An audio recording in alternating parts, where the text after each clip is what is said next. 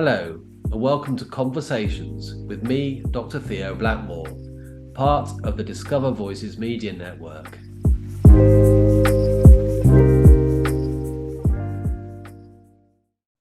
There we go. Thank you very much. Today I'm talking to Colin Barnes again, and this is for the second part of your life. And last time you took us through your early childhood and your early adulthood up to the present day and who your parents were and things like that. And we're now currently knocking on the door at Leeds. Well, going back to what I said yesterday, last week, I'd been at Leeds since 1982 as an undergraduate. And then I went on to do a postgraduate degree and produced the book Cabbage Syndrome, which was basically my PhD verbatim. I didn't have to change anything. And before anyway, that doesn't matter. In 1988, 89, from 88, 87, 88, 89, as well as doing my PhD, finishing it off, I was teaching in the university for 6 hours and at Bradford and Ilkley College and at Trinity College. And as soon as I got the PhD, before I joined BCODP, I applied for a couple of lectureships at Leeds, and of course didn't get them, basically. So you said BCODP there, which is the British Council of Organisations. Yeah, I'm sorry. Sorry, it's because I'm sort of talking about before I joined the British Council of Organisations, as it was then. It wasn't about people, it was about organisations. I'd been teaching in 3 colleges in Leeds, one Trinity and All Saints, which is now a university, and the other one was Leeds College, which is now another university. So basically I'd done all that, and I applied to Leeds for a full-time lectureship, and that was in 89 and again in 81 when I was working at Leeds for the British Council of Organisations Disabled People's Research Project. Okay. One of the things that Leeds did give me when I started working for BCODP full-time, they gave me an office, and which I shared with another lovely chap called Ian Law, who studied race. He had the office in the afternoon and I had the office in the morning, basically. And Leeds, although I wasn't employed by there, they allowed us to use the address as the British Councils of Organisations Disabled People's Research Unit, the University of Leeds, etc., etc. So that started in 1990, okay? Yeah. While I was fully employed by BCODP, but still teaching at Leeds for 6 hours to make up my wages, because BCODP didn't have a lot of money. It was basic rate, if you know what I mean. Yeah. I mean, anyway, you don't want to go into that, but that's what happened. When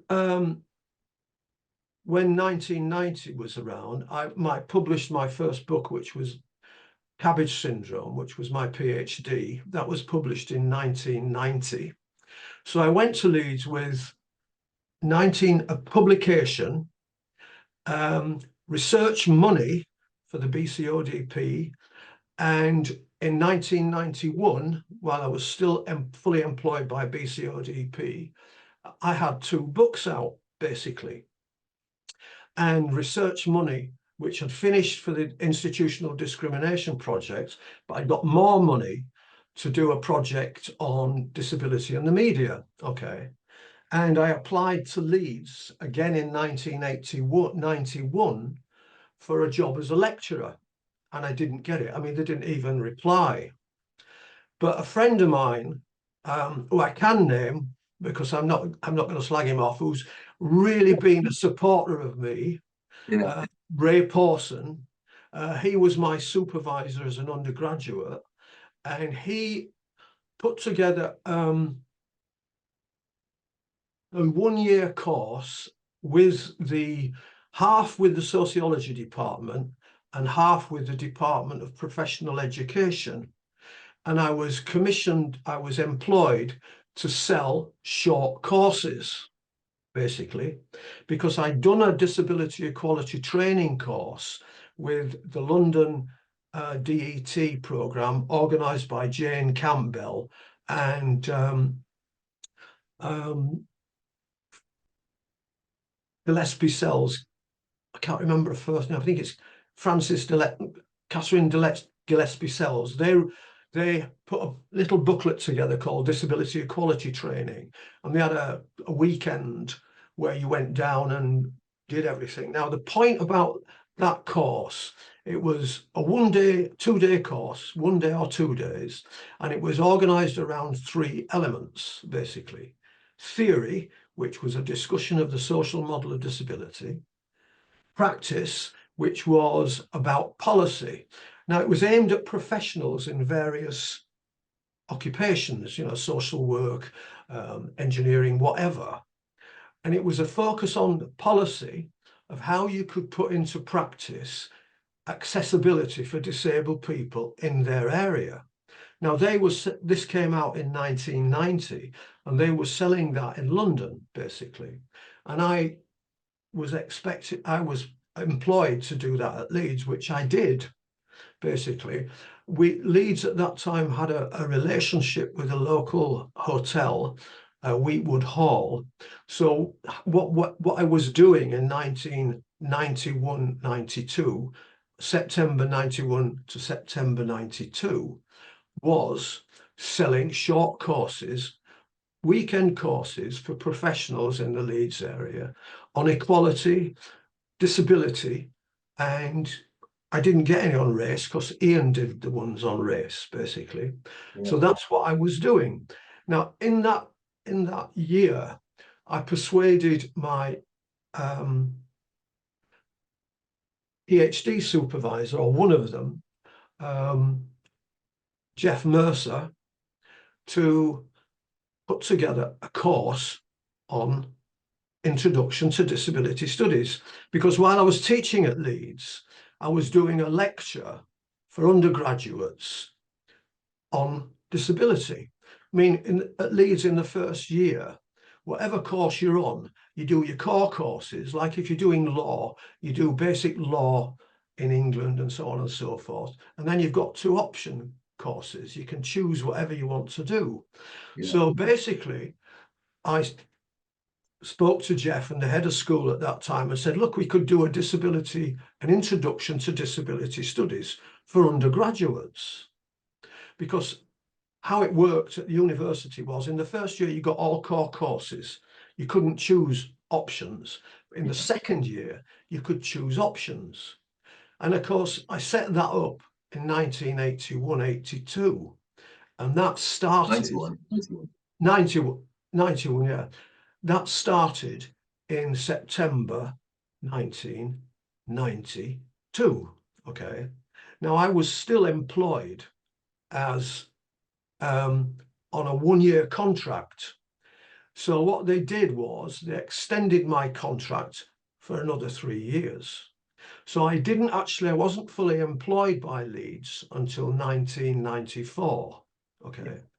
But what was interesting was the course, the Introduction to Disability Studies, was so successful, right, that I said to the department, well, what we could do, we could open another course for postgraduates where we offer it to people at Leeds and many universities.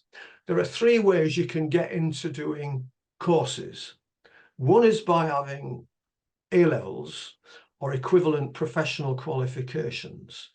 Another is if you've been in, say, engineering for several years and you've been a master at a particular skill, profession, then you can go into university and do MA or even a PhD. You see what I mean? So yeah. I persuaded the university to say, well, all right, what we can do is, because I've always wanted to open the courses to disabled people, and because of the education system, lots of disabled people are disadvantaged by education for things that I don't need to go here, but it's, you know, obvious for those of us with impairments, if you know what I mean. Education can be really difficult. So the idea of the diploma was that people who wanted to do the diploma, what they had to do was either apply with qualifications like O levels, A levels, or whatever. If they didn't have O levels or any professional skills, then they would come be interviewed by me, and they would be asked to do a 3,000-word essay on what their understanding of disability was. And if they could do that, okay, they were in, basically.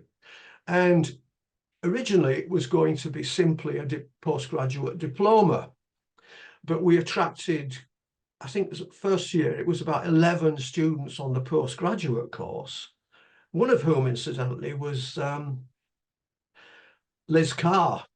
Wow. Believe it or not, you know Liz Carr. Yeah, the actor. Now she's a big star, Yeah, but yeah. at that time she was involved in BCODP, and she had a really good friend who I can't remember her name. They were a comedy act, and anyway, she was on the first diploma and various other people, but there were 11 people altogether. And through conversations, basically, they said, well, why can't we make it into a full MA? And that's how the MA emerged. And the MA was exactly the same. You could get on if you could prove that you could do the work, basically, by doing a 3,000-word essay, which is, you know, that's not really demanding when you think about it. If you can write, if you've done English, you know, but we'll get to that later. So that's how the MA started. And once that was well known at Leeds, because Leeds was still the British Council of Organisations of Disabled People's Research Unit, we got applications to do PhDs. And by 1994, I was supervising with my friend Jeff Mercer, Mark Priestley, Emma Stone, who, great woman, did a lot of work on disability and development, and she was, when she left the university, was chief executive for the Joseph Rowntree Foundation. Okay. Mark Priestley went on to do a PhD and was a professor of disability and social policy at Leeds. He's just retired now.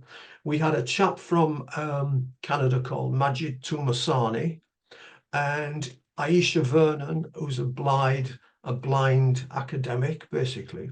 Now we had all that, and then we had Alison Sheldon in 1996. So that was all happened in the first 4 years of my employment, if you see, from September 1992 to 96.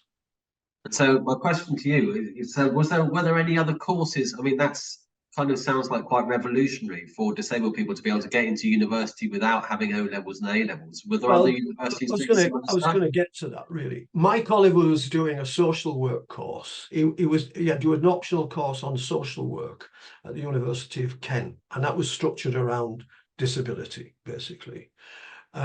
Disability. It wasn't called disability studies or anything like that. There was courses in America, but they were called disability studies. But the American approach to disability was completely in contrast to what we did in England. I mean, one of the principal lecturers and the person who began the whole program was a chap called Irving Zola. Really nice chap, but he was a medical sociologist. Right. Personally. And the UK did have a course in London called Disability and Rehabilitation, which was basically a medical sociology course, which is all about, you know, it's an individual problem and the solutions are the way through medicine and therapy and all that kind of stuff. What Leeds was basically a disability course that focused on the disabled people's definitions of disability. Now, one of the things that's important here, I have to go back again to history.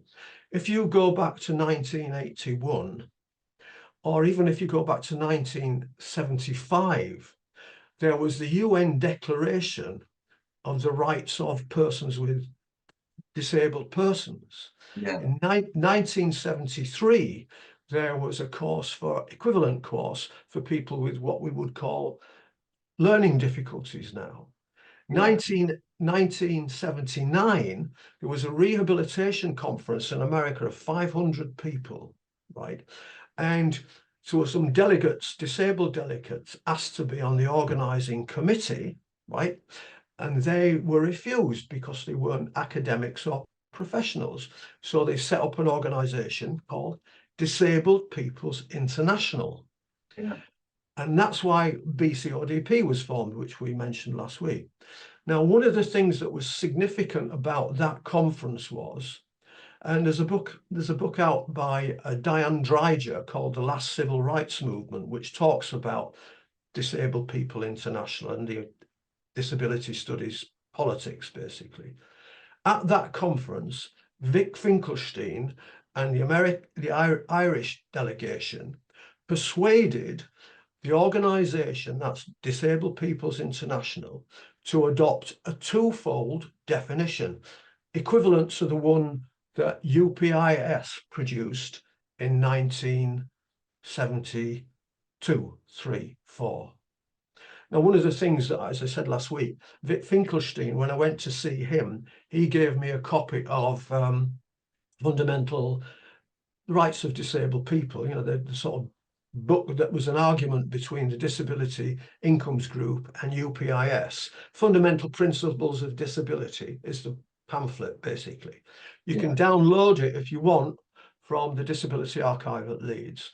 I mean, so I knew basically that there was this separation between impairment as the problem and disability. And I mean, that's what this is, oh God, I was going to pick up a book there, The Disabled People in Britain and Discrimination About. That is a book which is based all around the social model.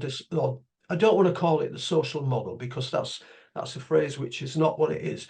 The model is the simple thing that you say, it's not basically your fault, it's society's fault, and you convince people by pointing to steps and things like that. It's because people argue about the social model as being limited. Now, as Mike and I have shown, if you think about disability politics, the biggest problems that disabled people face in society is society, basically. One of the things that I always tell students is, now I'm turning into a lecture, which is not what I want to do, but impairment is not a minority issue. Yeah. If you think about it, and there's evidence to this, the World Health Organization produced a report on disability in 2000, I think it's 10 or 11. And the biggest cause of impairment, whether it be physical, sensory, or intellectual, across the world is poverty. Yeah. Seriously, that's the other causes are obvious: accident, illness, employment. If you work in particular employment, you're likely to be influenced by that, or simply the fact of aging, if you see what I mean. So the idea that disability is a minority issue is nonsense. It's a product of the way of our culture, which is why you can't discuss disability without focusing on society's attitudes, the media, literature, all that sort of stuff, which I did in Disabled People in the Media. I can't remember what that is, but it's a report on the archive. So the whole course at Leeds, all courses, whether they were postgraduate, undergraduate, or what, short courses, were all structured about the basic principles of disability equality training. So, for example, if you did an MA at Leeds on disability studies, when I was there, okay, you'd do a first module on theory. Now that sounds terrible, but basically it would be arguments about basic theories and how historically disability has been perceived as a medical issue, how it became politicized, and the reappraisal of disability as society's failure to address disabled people's needs.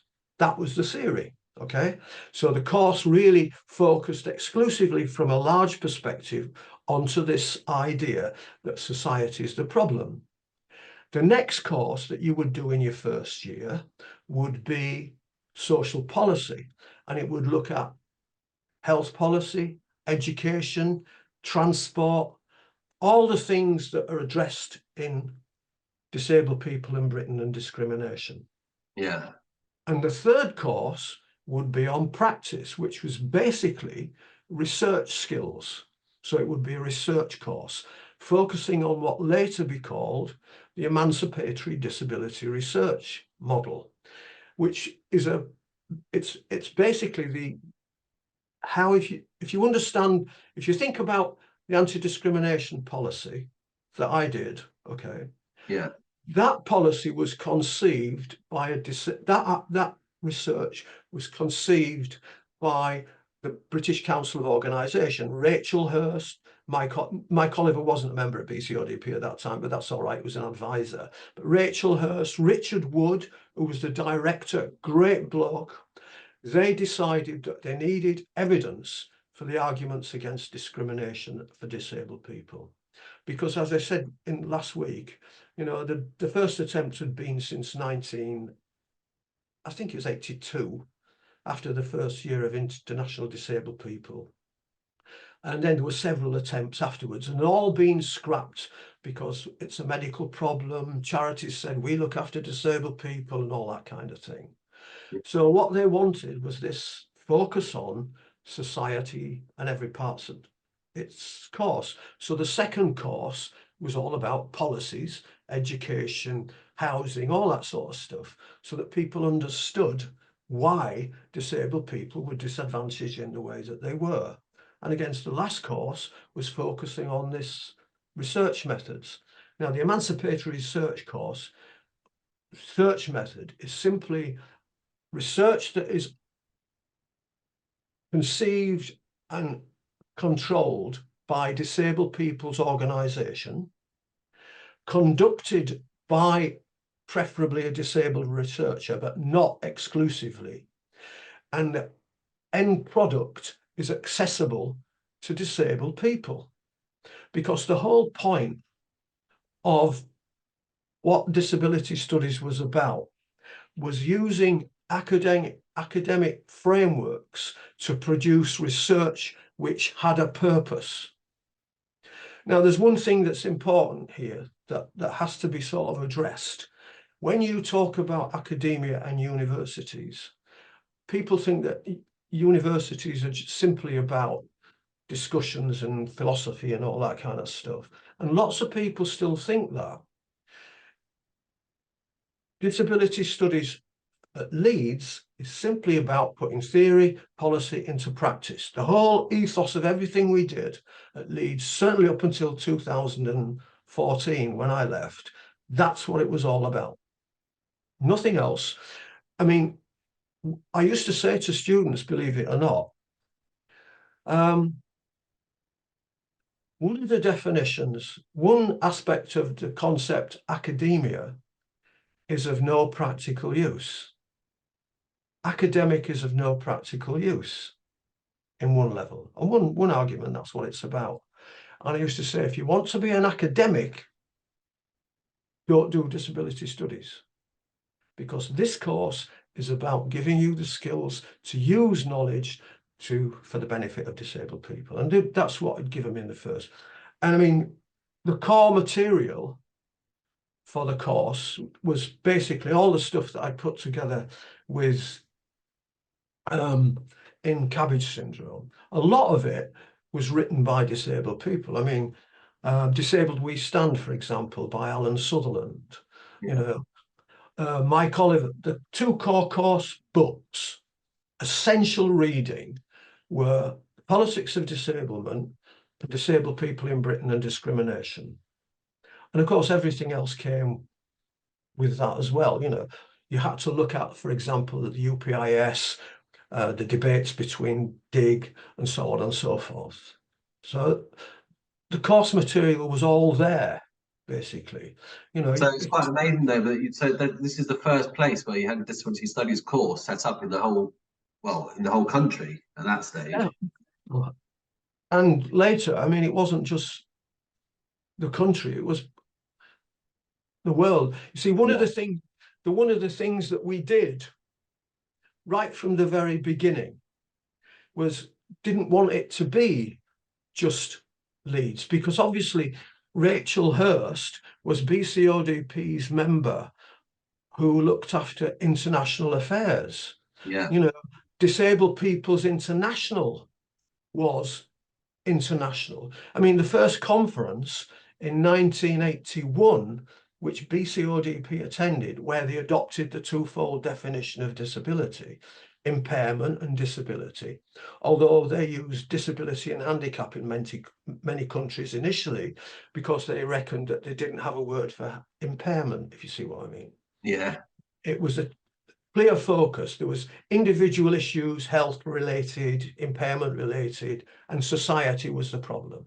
That's what DPI was all about. And I was a member of DPI. So obviously we didn't want it to be just for Leeds. So everything we produced, we tried to make it as international as possible. The other thing we tried to do was get disabled people involved in discussions of disability. So with the research money that I generated at Leeds, we set up a series of conferences at Weetwood Hall. And these conferences were not massive by today's standards, but they were about between 75 people. Okay, so 2-day conferences. The first one was in 1995, and it was a conference on the relationship between disability studies and medical sociology. And it's on the internet. It's called Exploring the Divide, basically. And it brought together academics from medical sociology and disabled people writing about disability and seeing how we could come together in one way, what to other. Now, this is really interesting because medical sociology was the older perspective. When the conference started, everybody had like all conference, you get 20 minutes and questions, 20 minutes and questions, and that's all. So we had about 12 presentations, and it was divided between medical sociologists and disabled people. And the first person to do a presentation was a chap called Mike Burry, who was a big advocate and critique of the politics of disablement, and particularly what he called, the removal of the individual from disability and all that kind of stuff. And all he did was criticize Mike Oliver, basically, and the social model of disability. Now, the book, you can download the book and these chapters separately. I mean, because what we did after the conference, I put all the papers together and I tried to get them published by an academic publisher. And of course, I couldn't. Disability wasn't sellable and all that sort of stuff. And that's why we set up the Disability Press at Leeds. Yeah. At Leeds, they had an area which was about practice. All universities, what's that in the corner? Stand on a minute. Something's happening on your computer. Yeah, well, I've got my bloody keyboard here. I'm for people who can't see what we're doing. When I'm talking, I wave my arms about. Yeah. And of course, if I catch anyway. So basically, we set up the Disability Press, and the university said, yes, we can produce a Disability Press. So we produced books. One of the things that we did was make sure there was no academic language in it. You know, we wanted it to be as widely read as possible. Sure. And the other thing that I did was, because I'm short-sighted, it takes me ages to read ordinary print. So we produced all the books up until 1999 in both ordinary print, large print, and Braille, because the university at that time had the Royal National Institute for the Blind's Brailing unit downstairs. Okay. So the large print versions were A4 size, basically, and they were ring pull bound, so that somebody, because when I was talking to Mike about this, he says, well, can you make it so that you can do it with one hand? Because he could only use one hand. Because Mike Oliver and I were really, he was my mentor in many ways, in lots of ways. And he was the first external examiner for disability studies courses at Leeds. So the first 4 years had me, Jeff Mercer, and Mike Oliver running the course, basically. Mike was, what happens is, I mean, you've been to university, haven't you? Have I what, sorry? You've been to university, haven't you? I have, yeah. So what you do is it goes to an internal examiner, and Yeah. everything has to have an external examiner who's familiar with the material and all that stuff. Well, there wasn't very many people in England at that time. So Mike Oliver was the first external examiner. So that's how the courses started. I mean, it's interesting that they introduced, him and Len Barton set up a journal, Disability, Handicap and Society, Yeah. in 1986, and that was another book that was, another source that you could draw on to build on the course. So we had everything we needed for an academic university course system. It's interesting that while others used people with disabilities and handicap and stuff, one of the things that I said on the course is, you know, we don't call people with black people, people of color, or whatever you want to call them. You don't call those with people with black skin or whatever. So why should we call people with impairments people with disabilities, when disability is clearly caused by society, if you see what I mean? Yeah. And that's when Disability and Society changed its name from Disability, Handicap and Society to Disability and Society, because in 1992, I was invited onto the executive board. And one of the things that I was very strict about at Leeds is people not using the phrase people with disabilities, because that puts the responsibility for disability on the individual. Yeah. If you see what I mean. The other thing about that phrase is that emerged after the 1980s, because if you go back to all the literature that I mentioned earlier, the UN Convention on Disabled Persons, the WHO International Year of Disabled People, Disabled Peoples International. There was a decade of disabled people in the 1980s. There was an African decade of disabled people in the 90s, and an Arab decade of disabled people in the noughties, if you see what I mean. But there is still this preference among, in inverted commas, ordinary non-disabled people, politicians and so on, to use the phrase people with disabilities. Now, I know it sounds trivial, but when anybody is talking, as I said, I think it's important. Language is important, if you see what I mean. It's how we understand the world. It is. So as you can see, by 1996, we'd got a thriving caucus of people working on disability in Leeds. And of course, we had a conference on doing disability research, which produced a book with lots of people writing in it. People like people from Canada, like Marie, I can't remember her name. God, this is terrible. But I mean, it is a long time ago, honestly, and I don't want to pick up the book and look because people are here. But the Yeah. book's got people in. We had a French chap who was very, very, very philosophical, and he actually came to Leeds in 1997 to our disability research conference and went away and wrote a book in French on disability, which is great stuff like. Right. So, as I say, we got over the next few years in 97, sorry, we put together proposal for a disability distance learning course, which is exactly the same course that we had at Leeds for postgrads doing disability studies MA.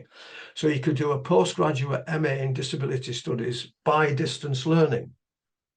Right. And that course was structured around the same structure, basically, except you would have 3 modules in your first year and 2 modules in your second year. Okay.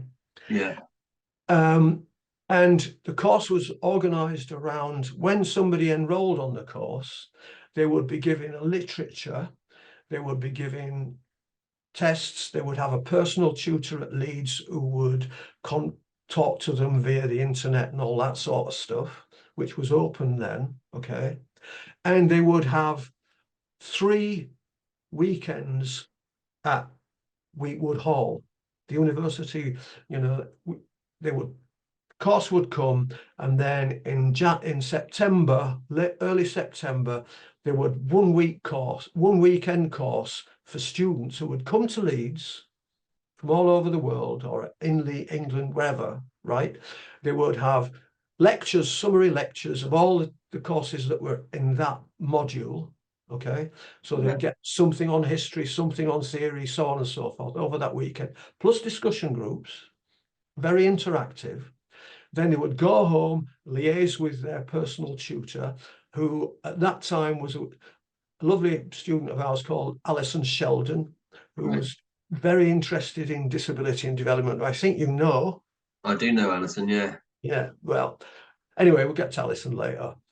So she was a principal tutor on the course, the distance learning course, actually, and she ran it right up until I left in 2014. There's another story to that. Then the second one, they would come just before Christmas and they'd do policy, and then they would do research in the third, and then in the last 2 modules, because that was the first year, okay, theory, policy, research. The second year, they would be able to do an option, so they could do anything else if they wanted, like race or whatever, for Yeah. a course to make it up to the 4 core modules. And then the last module would be a dissertation, just like a full-time MA. So they would get 3 weekend courses in the first year, 2 weekend courses in the second year. The last course was to talk about, they would do presentations, the students would do presentations on the dissertation, and everybody would contribute, saying, well, you can do this with it and that with it and all that sort of stuff. So that was the courses. And they ran successfully right up until 2014. We had to cut the weekend courses down because they were too expensive. I mean, getting something like 12 students, 15 students in a hotel can be quite expensive. But Weekwood was very, very good at, it was a great place for it to happen. I mean, and the students that came on the course didn't necessarily have to have formal qualifications. Basically, all they had to do was prove, as I said last week, one of the first women on, on the disability distance learning course was Rachel Patel. Yeah. And she'll tell you a story about when she came to Leeds for the interview, but she can tell you that. I'm not going to tell you it. Basic. And she flying colours, she went through the whole course without, any formal academic qualifications and produced a great dissertation. And Yeah, the whole thing is quite amazing. The whole thing is very groundbreaking. So the fact that you the university ran courses at master's level, undergraduate and PhD level for disabled people with few qualifications, and then did it in ways which were accessible for disabled people. So you could do it over 3 weekends or 2 weekends of year one, and then by distance. The whole thing is pretty damn Well, groundbreaking. no, the talk courses weren't at Wheatwood, just the distance learning one. Yeah, Because I mean, if you're at the university, I mean, even if you do it part-time, you get your tutor at the university, and you have all lecturers have a period of time when it's open door for students, you see. yeah, So students can just bang on your door and say, "Excuse me, Colin, can I do this?" Or "Can you tell me about this?" and all that sort of stuff. So that basically was how it worked. And it was very successful. We had conferences we had Disability in Society's 25-year conference at Leeds. In 1999, we had a conference on disability and development, which Emma Stone produced a book, which is on the internet. We did research on the media.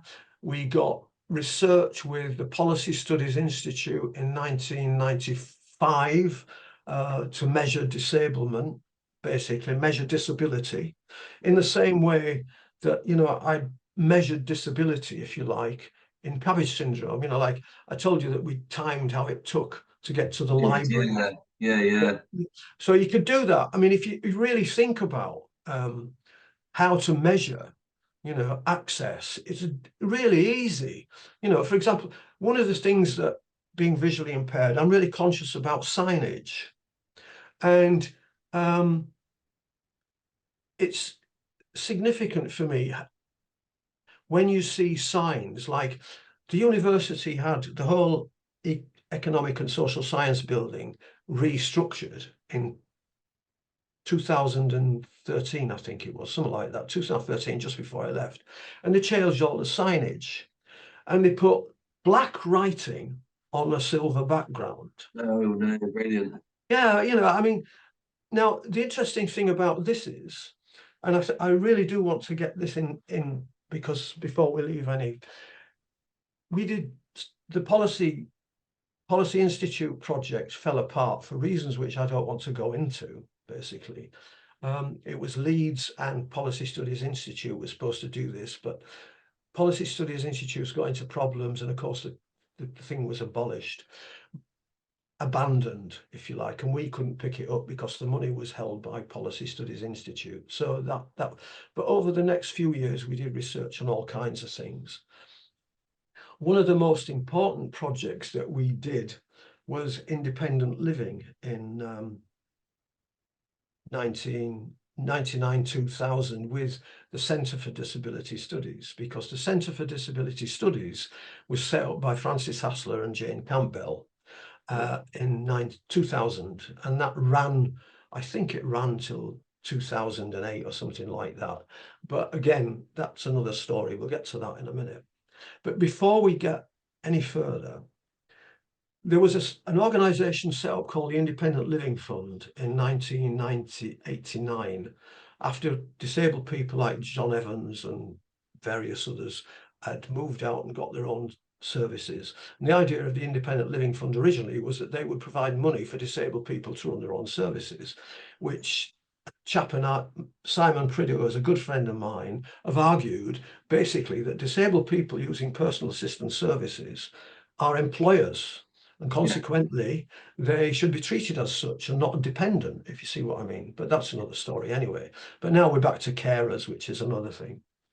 But the important point about the Independent Living Fund, in 2000, they got permission from the Labour Party to do research on disabled people's needs. Now, bear in mind, we'd got legislation called disability discrimination in 1995, which was, shall we say, neutered. It was basically because it only covered on direct discrimination, and there was issues about people claiming discrimination and all that sort of stuff. So it didn't do much, but it kept being criticised and updated. And the Independent Living Fund got money from the Policy Strategy Unit to find out what disabled people wanted. And of course, a lovely chap whose name I can't remember now, which I should, came round to Leeds and asked us what we wanted. And he was with us with me anyway, for about 2 hours, basically. Anyway, he went away, and in 2004, they produced the interim report called Improving the Life Chances of Disabled People.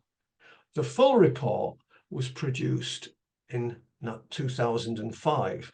Now it's called the Prime Minister's Strategy Unit Report, Improving the Life Chances for Disabled People. Now, this report is really important because Tony Blair wrote the introduction, basically talks about discrimination and how disabled people have put it on the political agenda and all that stuff. And the whole report is about how disabled people's issues should be addressed. It adopts a social model of disability. Yeah. It talks about the significance of improvements in education, employment, and so on and so forth. It suggests that local authorities should be responsible for producing CILs in every locale to support disabled people. CIL is a Centre for Independent Living. Centres for Independent Living.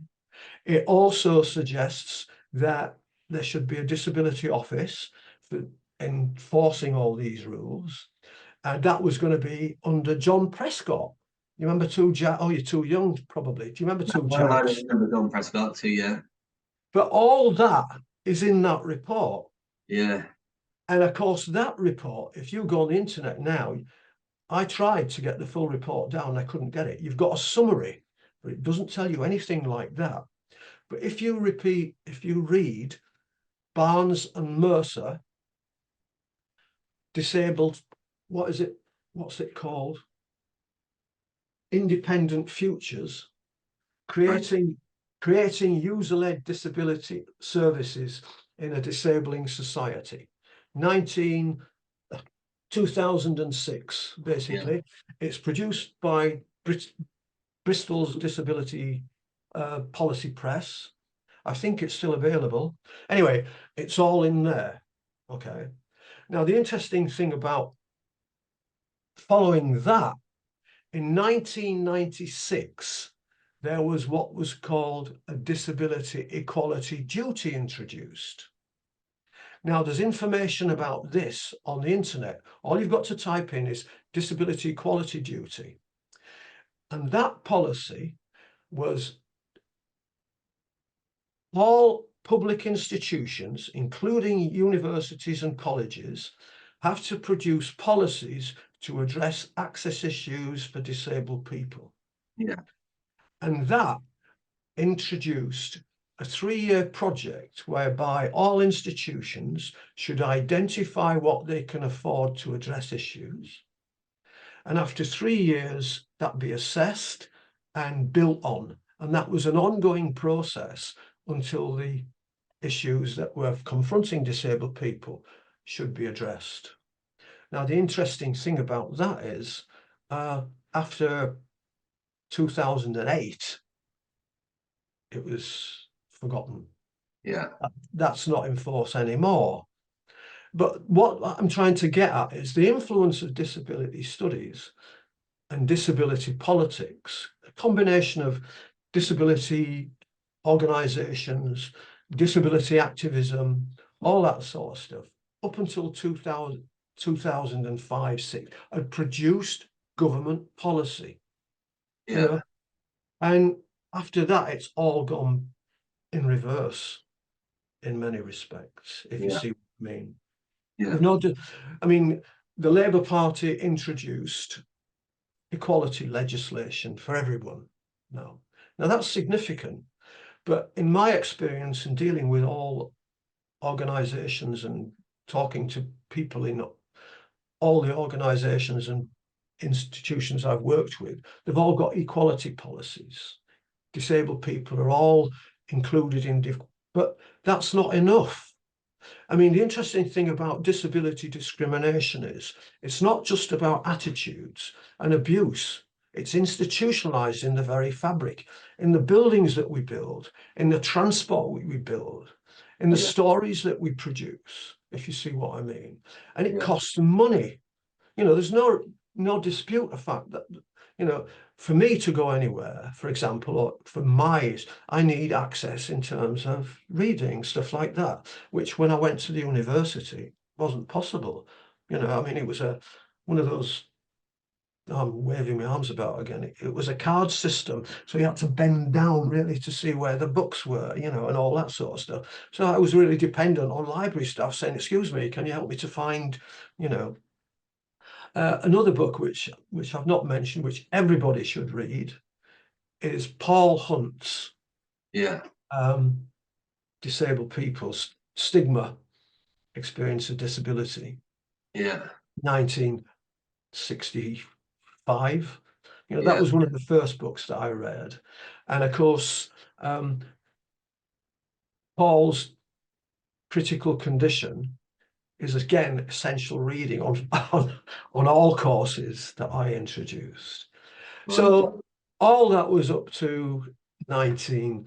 I mean, going back to, I counted all the places that I went to between 1992 and 1990.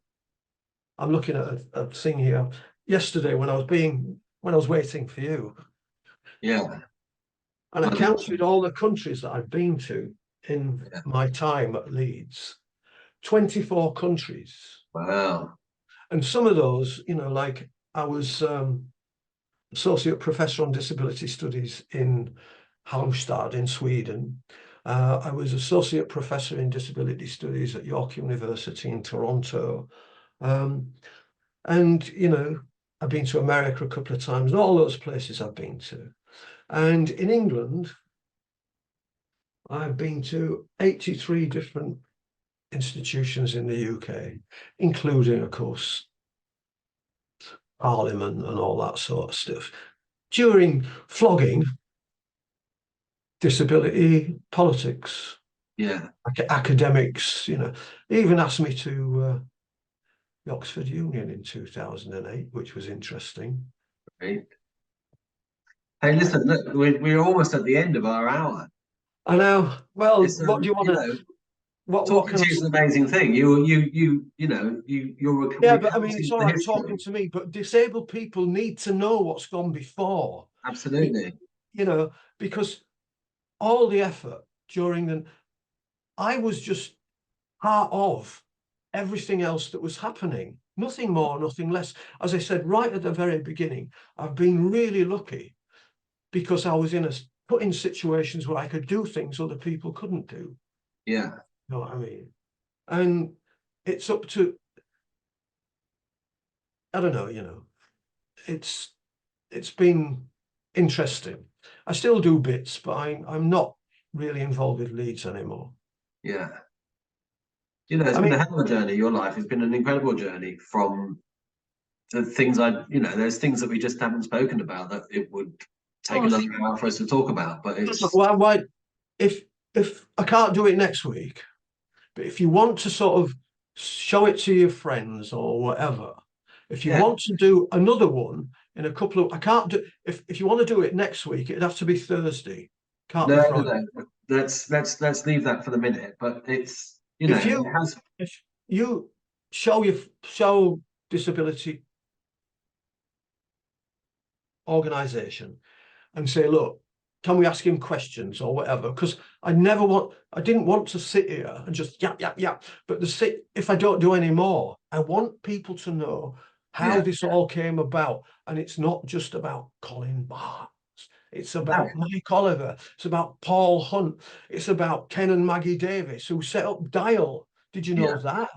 Who yeah, set up integrated housing schemes in the 1980s, yeah, 1970s. It's about John Evans, people who left, you know, yeah, set up independent living. All I did was pull all that together.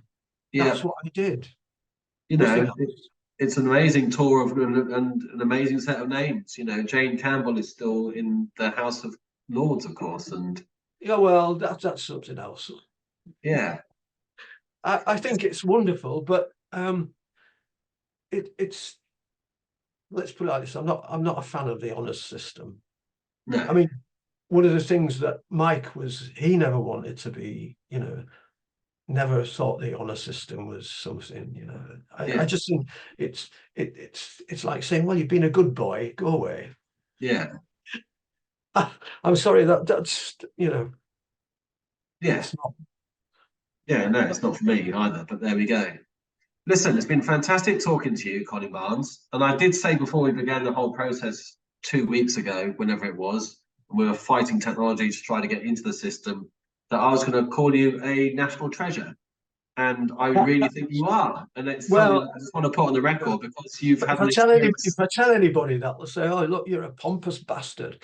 Yeah, of course they will, because you're all Northerners and we're softy Southerners, so I can do it. So that's all right. Listen, Anyway, look, as I said to you, if you want a follow-up, say, you talk to your people in your organization, say, look, we've got this, watch yeah, it, see what you think. If you come back with questions, I'll do my best to answer, but brilliant, I won't slag anybody off. I mean, the brilliant. interesting thing is that, like, I didn't say that Tom Shakespeare did 3 years at Leeds. Danny Goodley did 2 years at Leeds. Yeah, Debbie Phillips, who works down near you, who works in disability, which she's at your place, somewhere down near you. Debbie yeah, Jolly, who set up, yeah. Deepak, disabled people yeah, against the cuts. very proud of her. She Yeah, brilliant. I mean, she did that on her own, basically. Um, anyway, brilliant. that's it. I'm proud of them all. So, and you see that it's all right, you going in there and thinking, oh, well, I know what I'm going to do. No, I didn't know what I was going to do straight away. It came because of what I'd seen, what I'd heard, and what other people contributed and said, why did you do this? Why did you do that? That's how it all started. The thing Yeah, about making everything accessible was something, I mean, the Disability Press, for example, has got something like 16 publications on it, not just by Barnes and Oliver. I mean, and Barnes and Mercer, we put edited collections on. Why? Because edited collections are short chapters. Most of them are no more than 3,000-4,000 words long. And if you want to know about research and disability research, go look at disability research. And it'll take you an hour and a half to read each chapter. Choose what you want. If you want to research disability in women, go to that, stuff like that. See what I mean? And that's what it's all about. it Uh, is. it's Listen, about, I'm there you going. go. I'm going to leave you for this sunny day. Fantastic talking to you. Take care. We're going shopping. How nice. The See you later. groceries. I'm going to watch Napoleon with my grandson tonight. It's Brilliant. 3 hours. Good luck with that. Thank you, As I Colin. say, don't forget, if you want to come back with questions, I'm happy to do that once. Thank you very much. But not forever. Thanks, Colin. See you later. Cheers.